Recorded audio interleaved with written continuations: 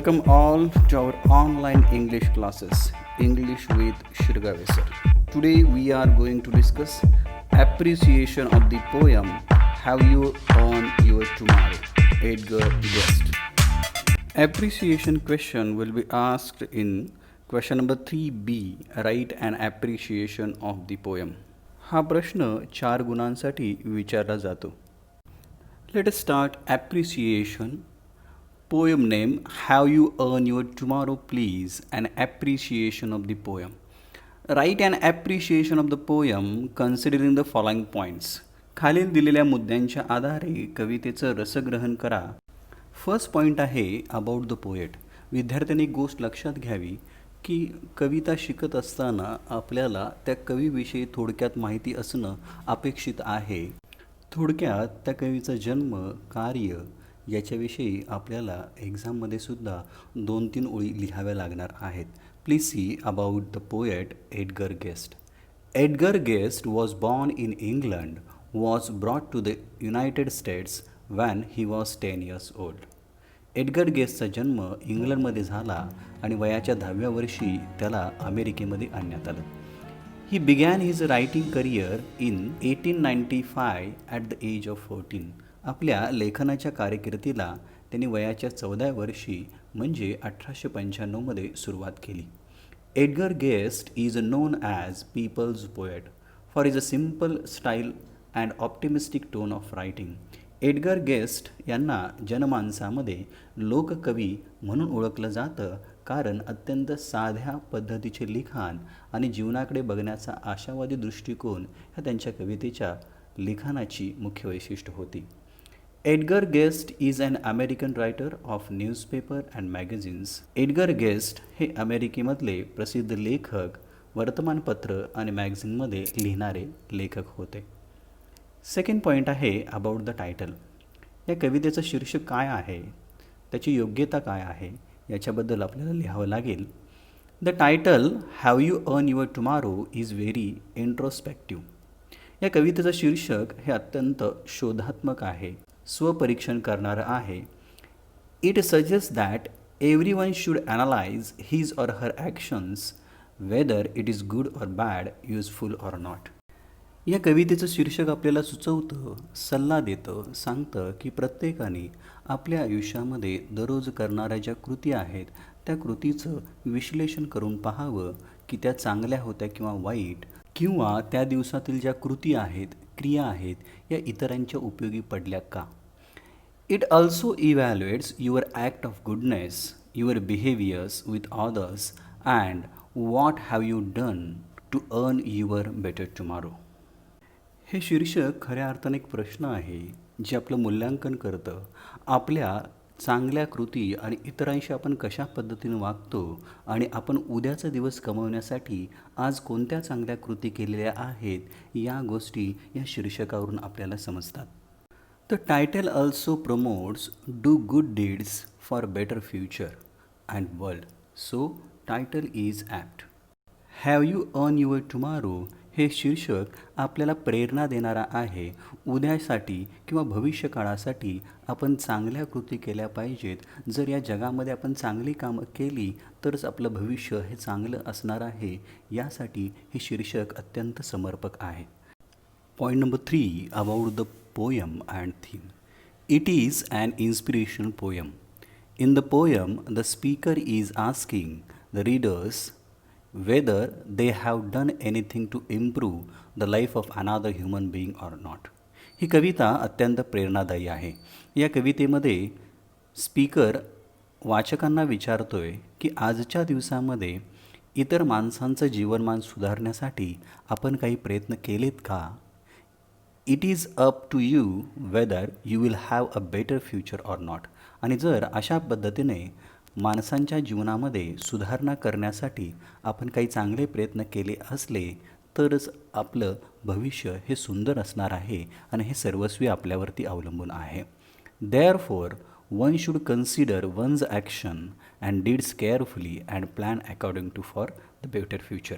या कवितेमध्ये हेच सांगण्यात आलेलं आहे की जर आपलं भविष्य चांगलं ठेवायचं असेल तर आपल्याला इतर माणसांचा, इतर व्यक्तींचा सुद्धा विचार केला पाहिजे आणि त्या पद्धतीनं आपल्या कृती आणि कामं अत्यंत काळजीपूर्वक आणि योग्य नियोजन करून केलं पाहिजे, जेणेकरून मानवजातीचं भविष्य हे अत्यंत चांगलं आणि सुखकारक असेल. Point number 4, poetic devices, language and style. कवितेमध्ये वापरण्यात आलेली भाषाशैली आणि अलंकार इत्यादी. The poem is the best example of simple uplifting style of writing piece. ही कविता म्हणजे साध्या आणि सोप्या लेखन शैलीचं हे एक उत्तम उदाहरण आहे. इट इज अ 4 वर्स पोयम. ही 4 पद्य असलेली कविता आहे. That is divided in two sets of 4 lines. आणि प्रत्येक पद्य ही 4 ओळीमध्ये विभागले गेलेलं आहे, ज्याला क्वाट्रेन्स असं म्हणतात. द राईम स्कीम पॅटर्न या कवितेचा यमक अलंकाराची जी लय आहे ऑफ द स्टांजा प्रत्येक पद्याची ती A A, B B, C C, A A, D D, E E, F F, A A अशी आहे. In each stanza, sound AY is repeated except third. प्रत्येक स्टांजाच्या शेवटी AY असा साऊंड रिपीट झालेला आहे. याला अपवाद मात्र तिसरा स्टँजा आहे. The poetic devices like interrogation, alliteration, inversion, antithesis, personification and synecdoche is used in the poem. या कवितेमध्ये अलंकार, प्रश्नार्थी अलंकार, अनुप्रास अलंकार, अदलाबदल, विरुद्धार्थी शब्द अलंकार, चेतन गुणोक्ती आणि अवयव लक्षणा हे अलंकार प्रामुख्याने वापरले गेले आहेत. The poet uses interrogative style to elaborate his idea of goodness. या कवितेमध्ये कवीनं चांगुलपणाची संकल्पना मांडण्यासाठी इंट्रोगेटिव्ह स्टाईल, प्रश्नार्थक पद्धतीची शैली वापरलेली आहे. Point number 5, special feature, tone and type. The poem is written in interrogative tone, where a number of probing questions asked to a reader about how they spend their days. ही कविता मुख्यत्वे करून प्रश्नार्थक टोनमध्ये आहे आणि या कवितेमध्ये शोध प्रश्न वाचकांना विचारण्यात गेलेले आहेत की त्यांनी आपला आजचा दिवस कसा घालवला. The wording of the poem is in the form of searching questions. या कवितेतील शब्दांची मांडणी ही प्रश्नार्थक आहे. Each stanza includes 2 to 3 questions. या प्रत्येक पद्यामध्ये 2 ते 3 प्रश्न विचारलेले आहेत. This special feature of poetry written in questions या विशिष्ट प्रकाराला प्रश्नार्थक कविता leaves a deep impact on the reader's mind. याचा खोलवर परिणाम वाचकांच्या मनावरती होतो. And it compel to think them on it. आणि याचा परिणाम की त्यांना या गोष्टीवरती सकारात्मक विचार करावा लागतो. The tone of the poem is suggestive that at last of the day you have to earn your tomorrow with good deeds which is your duty. या कवितेच्या शेवटी कवितेचा जो टोन आहे या टोनवरनं आपल्याला असं सुचवलं जातं की प्रत्येकाने आजच्या दिवशी सत्कार्य केलं पाहिजे, जेणेकरून उद्याचा दिवस तुम्हाला कमवता येईल. आणि उद्याचा दिवस जर कमवायचा असेल तर चांगलं काम केलं पाहिजे आणि चांगलं काम करणं हे आपलं कर्तव्य आहे. Point number 6, value and message. The present poem gives a great message of good deeds. ही कविता आपल्याला एक महत्त्वाचा संदेश देते, तो म्हणजे चांगलं कार्य करण्याबद्दलचा. One should consider one's action and deeds carefully and plan according for better future. In this world, you have to earn your tomorrow with your good deeds. प्रत्येक व्यक्तीने आपल्या दैनंदिन जीवनामध्ये दिवसामध्ये केल्या जाणाऱ्या क्रिया आणि कृतींचा काळजीपूर्वक विचार केला पाहिजे आणि आपल्या चांगल्या भविष्यासाठी त्यानुसार योग्य त्या योजना करायला पाहिजेत. हे आपण लक्षात ठेवलं पाहिजे की या जगामध्ये आपल्या चांगल्या कृतीमधूनच उद्याचा दिवस चांगल्या पद्धतीनं घडणार आहे, असा संदेश देणारी ही कविता आहे. Point number 7, your opinion about the poem. किंवा असं सुद्धा विचारलं जाऊ शकतं, why do you like this poem. Answer आपल्याला असं लिहिता येईल, I like this poem very much because it gives an inspiration to be a good human being and it suggest that one should do good to others. या कवितेमधनं एक चांगली प्रेरणा मिळते की या कवितेमध्ये सुचवलेलं आहे की प्रत्येकाने आयुष्यामध्ये चांगलं वागलं पाहिजे आणि प्रत्येक कृती करत असताना इतरांचा विचार केला पाहिजे. It gives me positive attitude of act well. चांगल्या कृती करण्याचा दृष्टिकोन मला ही कविता देते.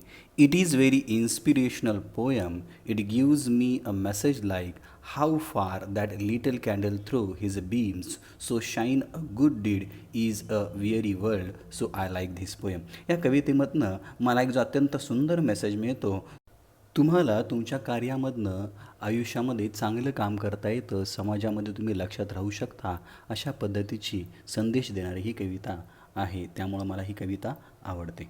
अशा पद्धतीनं तुम्ही त्याच्यावरती ओपिनियन 2 ते 3 ओळीमध्ये लिहायचा आहे. हा संपूर्ण प्रश्न आहे तो 4 गुणांसाठी विचारला जाणार आहे आणि बोर्डाच्या परीक्षेमध्ये अपेक्षित असं आहे की विद्यार्थ्यांनी किमान याच्यावरती 1 पान लिहिणं अपेक्षित आहे. याच्यापुढे लिखाणासाठी ॲप्रिशिएशनचा हा एकत्रित प्रश्न आपण देत आहोत. विद्यार्थ्यांनी तो आपल्या वहीमध्ये लिहून काढायचा आहे आणि याच्यानंतर आपण या कवितेवरचे ice breakers, brain storming activity and textual question बघणार आहोत. हा व्हिडिओ आणि ॲप्रिशिएशन तुम्हाला नक्कीच लक्षात आला असेल. तरीसुद्धा तुमच्या काही शंका असतील तर तुम्ही मला कमेंटमध्ये लिहू शकता. So keep watching English with Shirgave sir. Thank you very much.